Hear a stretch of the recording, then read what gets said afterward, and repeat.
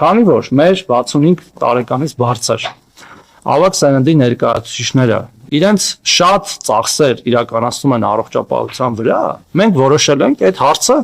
հոգալ, մենք որոշել ենք այդ ծախսը վերցնել մեր վրա, եւ քանի որ առողջության ապահովության ամսական վճարը մոտավորապես 10,800 դրամ է 200,000-ից բարձր ստացող քաղաքացիների համար։ Այն մյուս բոլոր քաղաքացիների համար պետական բյուջեից է փոխանցվում այդ 10,800 դրամը,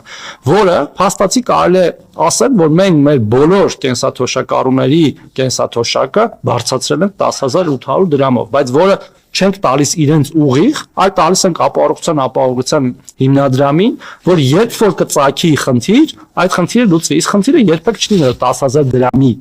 օրինակները տասնյակ, հարյուրավոր, հազարավոր են, այդ ծախսերը կարող է լինել 100,000-ավոր դրամների, որտեղ 100,000 դրամից էժան բժշկական միջամտություն պարզապես չկա։ Ինքնուրույն մինչև միլիոնավոր դրամների, եւ ես կարծում եմ, որ սա մեր ավագ սերնդի ներկայացուցիչների համար ամենաէական